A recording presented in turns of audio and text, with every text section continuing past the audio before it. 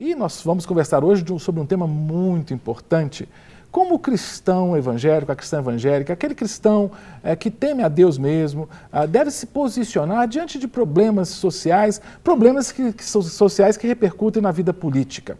Vivemos no Brasil muitas crises, nós estamos hoje com altos índices de inflação, inclusive vários dados são colocados de que a taxa de aceitação do governo federal acaba sendo inferior à taxa de inflação. Olha que absurdo essa questão de percentual. O percentual de aceitação do governo federal é inferior à taxa de inflação.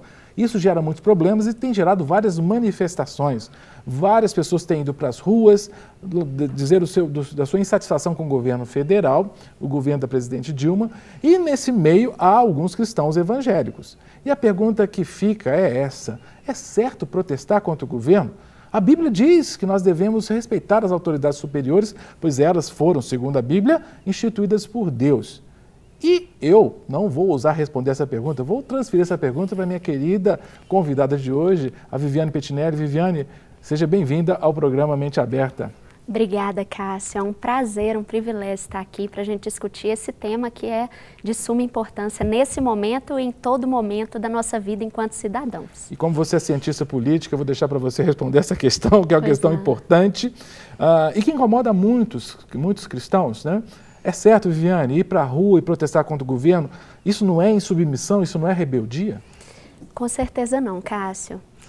Na verdade, nós vivemos em um regime democrático, e nós temos, inclusive, assegurado na Constituição o direito de manifestação. Esse direito ele pode ser exercido de qualquer forma, inclusive com ajuntamentos de rua, com bandeiras distintas, como, por exemplo, um fora governo ou por impeachment, coisas desse tipo. Eu vi até algumas placas pregadas, Dilma, eu te demito, Então, assim, as pessoas se manifestando. Agora, certas placas que estão nessas manifestações, ou muitas dessas faixas, falam de corrupção do governo. Viviane, essa questão da corrupção do governo, você acha que é a principal razão das manifestações ou a gente continua com aquelas manifestações pulverizadas, com reclamações pulverizadas? Não, hoje é a principal sim, Cássio, até porque nós estamos vivendo num momento em que a Operação Lava Jato, que tem denunciado diversos casos de corrupção nas instituições públicas, envolvendo inclusive empresas privadas, ganhou uma força muito grande no nosso país, uma força inclusive midiática. Então hoje nós somos diariamente assediados com notícias em relação à corrupção, a denúncias de corrupção em nosso país, envolvendo representantes políticos, envolvendo empresários. Então isso de fato traz uma insatisfação muito grande para o nosso povo, porque a corrupção ela envolve o dinheiro meu, seu público. E do telespectador, que é o dinheiro público. Então, uma vez que nós pagamos os nossos impostos para que tenhamos retorno do governo em ações que nos beneficiem enquanto sociedade, e nós vemos esse dinheiro sendo usado para fins privados, para enriquecimento próprio, isso de fato causa um incômodo, uma insatisfação muito grande, e daí toda essa movimentação da sociedade brasileira para mostrar que realmente nós não queremos e não aceitamos mais governos corruptos em nosso país. Agora, nessa luta contra a corrupção, tem um nome que tem se destacado, inclusive está muito na mídia, que é de um juiz do Paraná, se não estou enganado, Sérgio Moro. Sim. E o juiz Sérgio Moro esteve em Belo Horizonte há algum tempo. E, salvo engano, parece que ele tem um contato com a igreja evangélica. É verdade? Como é que é essa história? Sim, o Sérgio Moro é um juiz federal, ele está à frente da Operação Lava Jato, e o coordenador-geral dessa operação, que é o Deltan Dallagnol, que é um procurador federal da República, ambos lá de Curitiba, eles estão à frente, sim, de um projeto chamado 10 Medidas Anticorrupção. É um projeto que envolve diretamente a igreja cristã. Então, eles são cristãos, Cristãos evangélicos? Cristãos evangélicos, eles levantaram esta bandeira no nosso país, e à frente dessa Operação Lava Jato, além de todo um trabalho institucional, um trabalho que só o Ministério Público, em parceria com a Polícia Federal, pode desenvolver, eles têm um trabalho paralelo. Eles estão com um projeto de lei de iniciativa popular que visa, então, transformar o ato corrupto, né, em um ato que seja realmente punível, porque hoje a corrupção, ela dá aquela sensibilidade, aquela sensação de impunidade, porque demora muito o julgamento, muitas provas precisam ser levantadas e, neste tempo, o corrupto, né, e o corruptor, eles acabam ficando, né, imputáveis do seu, né, da sua penalidade. Então, o que acontece? Hoje, esse projeto busca coletar 1,5 milhão de assinaturas, Uau. Porque é o que é necessário pela nossa Constituição para que haja um projeto de lei de iniciativa popular, para que essas 10 medidas anti-corrupção, elas se tornem lei. Né, e possam ser aplicadas em todas as instituições públicas dos 3 poderes, executivo, legislativo e judiciário. A vinda do Sérgio Moro foi para divulgar esse projeto, foi isso? Exatamente. Então, eles vieram a Belo Horizonte, se reuniram com diversas lideranças, inclusive lideranças cristãs evangélicas, pastores, para divulgar esse projeto e envolver as nossas igrejas no recolhimento, né, na coleta dessas assinaturas. E não só nisso, para ensinarmos também o nosso povo enquanto modelo, né, porque a Bíblia nos fala claramente de corrupção, de como nós temos que ter o nosso caráter moldado honestamente, né? Então, para ensinar o nosso povo realmente o que é de fato a corrupção e a se colocar diante dessa situação para que ela se acabe, né, para que a gente consiga pôr um fim na impunidade no nosso país. Agora é interessante, Viane, porque muitas vezes o povo, né, a população, nós, né, achamos que corrupção é o que acontece lá em Brasília, né, os escândalos, todas as operações Lava Jato, do Mensalão, coisas do tipo. Mas aqui nós tivemos uma reportagem muito interessante aqui na Rede Super, do programa De Tudo Um Pouco, em que o nosso repórter foi às ruas para tentar saber dos cidadãos, das cidadãs, o que achavam da corrupção, né? Eu gostaria que a gente visse essa reportagem para a gente comentar um pouquinho sobre isso. Será que o brasileiro entende o que é corrupção? Vamos conferir essa reportagem, depois voltamos para conversar. A corrupção no meio político gera cada vez mais escândalos e as pessoas pedem por justiça. Mas e aqueles pequenos erros do dia a dia? Também não merecem punição? O que você acha dos políticos corruptos? Eu tenho orado por eles, espero que Deus possa abençoar a vida deles. Você já furou fila ou estacionou em lugar proibido? Eu vou falar a verdade, já. Já, mas estacionar não, porque eu não dirijo, mas eu furo fila. Então, mas mesmo assim eu acho que eu também estou errado. Entendeu? E cadeia para eles, pô, tudo na cadeia, prisão perpétua para eles, tinha que ter prisão perpétua. E talvez até pena de morte, porque os políticos corruptos aqui, se fossem nos Estados Unidos, o que ia acontecer com eles? Eles iam tudo para cadeia. Aqui no Brasil não tem lei, o país sem lei, claro que está tudo errado, que começa de pequeno. Tanto faz se roubar uma laranja, roubar uma galinha ou roubar um banco, tudo é roubo, né? As pequenas coisas que começam por aí, a perdição. É uma pouca vergonha, né? Agora, o senhor já estacionou em lugar proibido, ou furou fila, estacionou em um lugar onde não devia para ir em outro? Não, eu respeito o direito do próximo, né? Que eu sei até onde eu posso ir. Passando aquele limite já não me pertence. Então eu respeito sempre isso, porque se todo mundo respeitasse o direito do outro, não existiria isso aí, né? Essas pouca vergonha, essa falta de educação. Eu acho que tinha que tirar essa cambada daí, principalmente do PT. Só mais uma pergunta. Você já furou fila ou estacionou em lugar proibido? Não. Comprou CD pirata? Já, já. Isso também não é um tipo de corrupção, não? Mas já que todo mundo pode, é assim que a gente pensa, não é? Já que todo mundo pode, eu acho que não pode não, né, Viviane? Exatamente. Como é que é isso? É interessante, pelo menos honesta, essa última entrevistada foi, né? Ela disse, olha, eu já fiz isso, mas aí é aquele argumento, todo mundo faz. Será que no governo federal não acontece isso, né? Está acontecendo porque, infelizmente, faz parte da cultura do brasileiro a corrupção? Exatamente, Cássio. Na verdade, os nossos governantes, eles são um reflexo da nossa sociedade. Nós temos uma sociedade corrupta e a corrupção no Brasil tem um nome, jeitinho brasileiro. né? Ela está enraizada em nós. Ela foi culturalmente plantada no povo brasileiro. Então, hoje, o jeitinho brasileiro é exaltado, mas o jeitinho brasileiro é justamente essas atitudes de malandragem, essas atitudes de desobediência à lei, de desrespeito ao outro, como furar fila, né? Nós vimos no VT, como estacionar em lugar proibido, estacionar em fila dupla, né? Então, quando é proibido, ou seja, todos esses tipos de atitude para me beneficiar são corrupção. Né? Então, não é dinheiro público que faz o ato ser um ato de corrupção. Não tem a ver com dinheiro a corrupção, tem a ver com a atitude de se beneficiar, né? Tomando o direito, tomando a vantagem do outro para si mesmo. Então, Viviane, você está aqui, né, como, digamos, representando dois grandes grupos, como cristã evangélica que você é e como cientista política. Então, dessa perspectiva desses dois lugares que você fala, como cientista política, você pode estar afirmando que a corrupção faz parte desse ethos da política brasileira. Mas como cristã, você entende que a corrupção faz parte também da condição humana? O ser humano, ele tem uma tendência para a corrupção? Como é que você analisa desses dois olhares aí? Exatamente. A corrupção, ela nasce com o pecado. Né? Então, quando Adão e Eva pecaram, naquele momento, né, eles se tornaram seres falhos, corruptíveis. Né? Em Jeremias diz que o coração do homem ele é corrupto. Né? Quem o conhecerá? Né? Então, o nosso coração pecaminoso, ele nos faz o tempo todo buscar vantagem própria, né? Querer sempre egoisticamente o melhor para eu mesma. Né? Então, assim, a corrupção, ela é parte do ser humano e quando ela não tratada pelo Espírito Santo, ela faz parte da nossa vida como se fosse algo corriqueiro, como se fosse algo natural.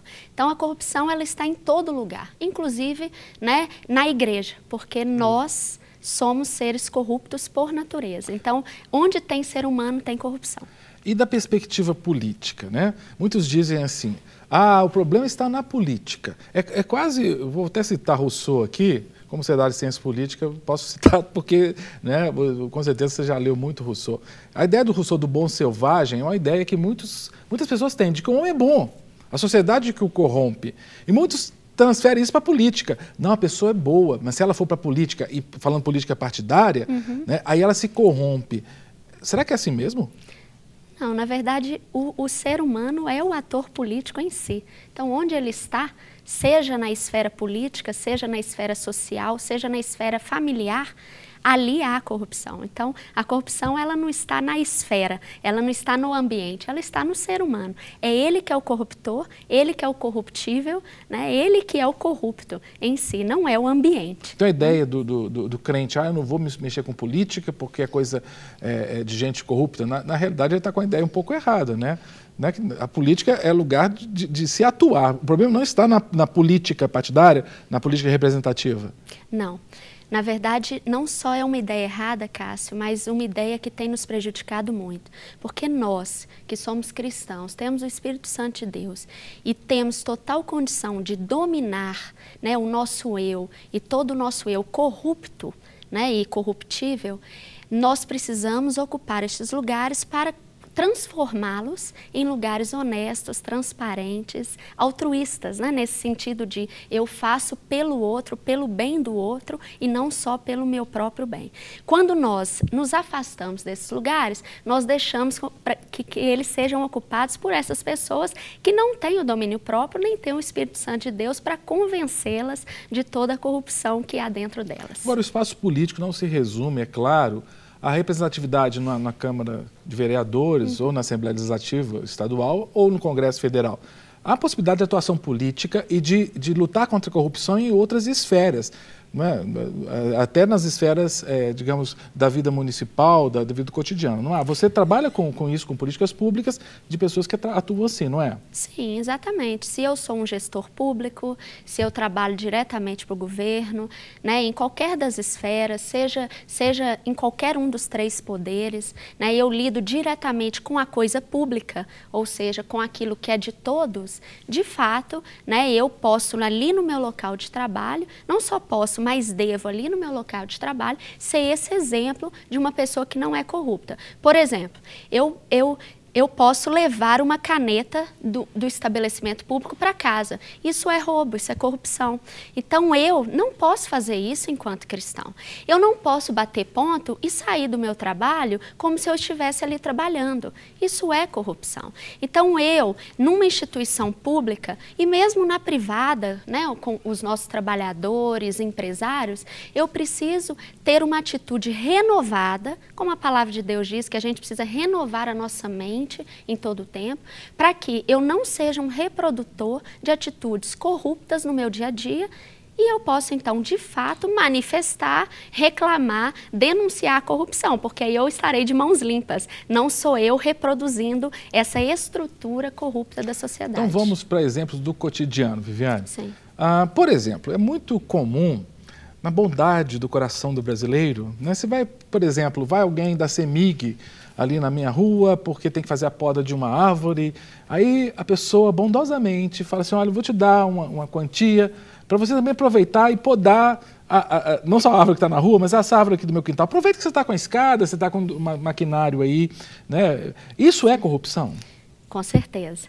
Não seria corrupção se, por acaso, você pegasse o contato deste profissional e o levasse na sua casa num dia fora do dia de trabalho, fora do horário de trabalho. Então, seria um serviço extra que ele está prestando. Mas no local de trabalho, sendo pago por uma instituição pública com dinheiro público, ele não pode, em hipótese nenhuma, desviar sua função. E nem você pode ser agente de corrupção nesse sentido para que ele desvie. Afinal de contas, é o seu próprio dinheiro que você está desviando com essa atitude. Agora, me parece que a gente, aí eu falo a gente do lugar do protestante, do cristão evangélico, a gente perdeu muito da ética do protestante evangélico, é redundância, do protestante ou do cristão evangélico, que o Max Weber citou lá no século XIX, né, de que havia uma ética da verdade, da pureza moral.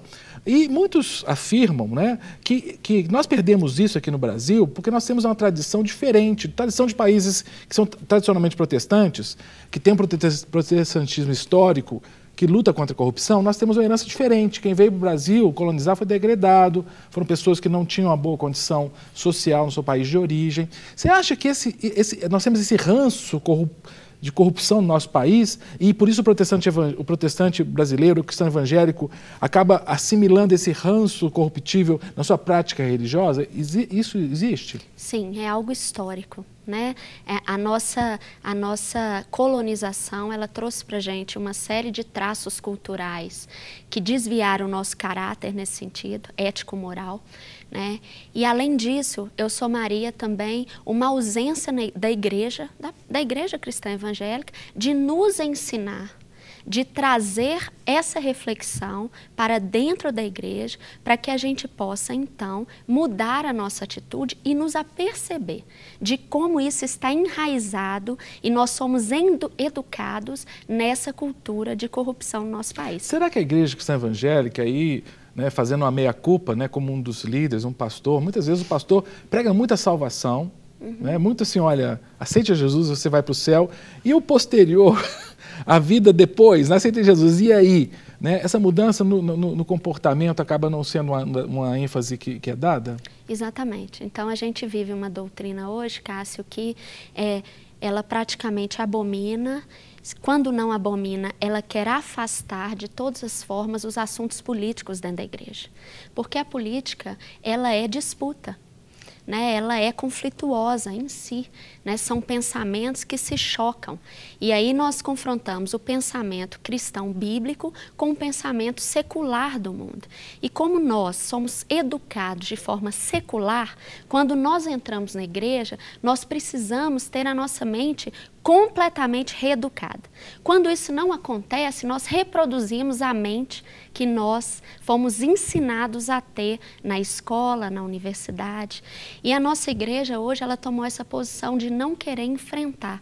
Então, não se trata de assuntos importantes como corrupção, não se trata de assuntos como aborto, homossexualismo, há um medo, há um receio de ensinar o povo evangélico a discutir esses assuntos, a se posicionar à luz da palavra de Deus. Deixa eu até pegar o gancho, vou sair do lugar de entrevistador, até fazer uma menção, que você falou homossexualismo, e é uma discussão muito grande. Não, você não pode falar homossexualismo, você vai falar homossexualidade, porque ismo é sufixo de doença. Gente, se ismo é sufixo de doença, cristianismo é doença, marxismo é doença, você concorda comigo? Capitalismo é doença. Às vezes a gente cai também, e aí que eu falo, o cristão evangélico tem que abrir a mente até para poder contra-argumentar. Exatamente. Porque os movimentos organizados, anticristãos, acabam colando certas verdades entre grandes aspas e a gente engole, como se fosse. A gente tem que abrir a mente para isso, não é, Viviane? Exatamente. E algo que eu gostaria de chamar a atenção, Cássio, porque muitas vezes esses movimentos, eles nos tratam como religiosos intolerantes, né? Como se eles mesmos não tivessem uma religião, né? Então a gente tem que entender que todos nós temos religião, todo ser humano tem religião, né? Pode não ser uma religião teísta, que acredita em Deus, né? Então, geralmente esses grupos, eles têm uma religião ateísta, que nós chamamos de secular, ou seja, eles acreditam no indivíduo. Mas todos temos uma crença, um conjunto de princípios e valores que baseiam nossas opiniões. Então, toda discussão sempre vai ser, entre aspas, religiosa. Sempre vai envolver disputa de ideias. E se nós, cristãos, que acreditamos em Deus como, né, o nosso Criador, como soberano, não sabemos nos posicionar e defender os nossos princípios, eles sabem. E aí eles vão continuar nos derrotando, continuar nos taxando, continuar dizendo que, na verdade, nós somos completamente intolerantes. Nós não sabemos pensar, nós não temos capacidade de argumentar. Porque, de fato, a nossa igreja não está nos preparando para isso e precisa nos preparar. Agora, como que você vê o seu papel? Porque você fez sua graduação em economia. Exato. Em economia e seu doutorado em ciências políticas. Exatamente. Como é que você consegue harmonizar ser doutor em ciências políticas com ser cristã evangélica? Porque tem gente que fala assim, mas como é que pode? Alguém tem doutorado em ciências políticas e crer em Deus, ser crente. Como é que você harmoniza isso? Tendo experiência pessoal com Deus, né? Sim. Não, o fato de eu ter entrado na ciência política foi justamente para defender o cristianismo e o reino de Deus nessa área. Quem criou a política foi Deus, assim como quem criou todas as coisas foi Deus, né? Então nós temos que ter a consciência de que a Bíblia, ela nos ensina sobre todo e qualquer assunto. Então eu poderia aqui destrinchar tudo sobre política dentro da Bíblia. De onde que vem a democracia? Vem da Bíblia. De onde que vem a representação? Vem da Bíblia. De onde que vem o Estado Nacional, como o Brasil? Vem da Bíblia. Tudo vem da Bíblia. Então, se a gente, para citar um versículo apenas, se nós formos lá em Gênesis 1:28, Deus fala, Deus abençoou Adão e Eva e disse, frutificai, multiplicai, encher a terra. Isso é sociedade, isso é formação de povos, formação de nações. E aí Deus, ele entrega para o homem um mandato que é político. Deus diz, sujeitai a terra e dominai sobre os peixes, sobre os animais. Isso é política. Sujeitar é ditar as regras, é influenciar. Dominar é governar. Então nós fomos chamados não só para povoar essa terra, mas assumi-la como agentes, embaixadores, representantes do reino de Deus. Nosso papel é político nessa terra. Nós não podemos nos alienar da política, achando que a política é para os outros, a política são para os corruptos, né? Então, assim, não é. A política foi feita para que nós, filhos de Deus, desempenhemos e exerçamos o poder sobre essa terra e implantemos o reino de Deus. E para finalizar, dentro dessa questão da necessidade do envolvimento com política, você faz parte de um grupo que trabalha com ação política, não é isso? Sim. Estamos na reta final, rapidamente estamos acabando o programa, mas eu queria que você desse um toque. Quem quiser se envolver com isso, como é que faz para te procurar? Pois não. Então, eu coordeno o Grupo de Ação Política, que é um ministério da Mocidade da Igreja Batista da Lagoinha. Vocês podem mandar um e-mail para gap@unec, UNEC, que é a União Nacional dos Estudantes Cristãos,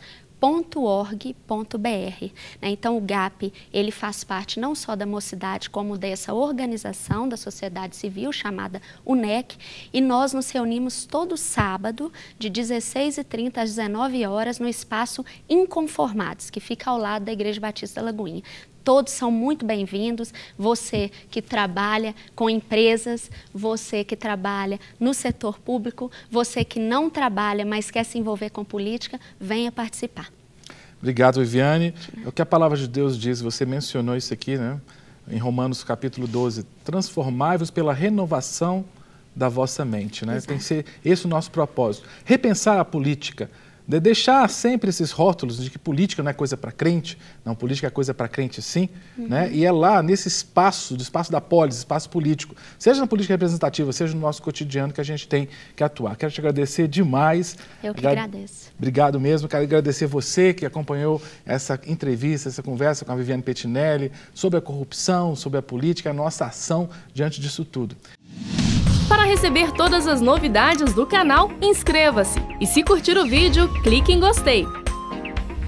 Aproveite para acompanhar a Rede Super nas redes sociais.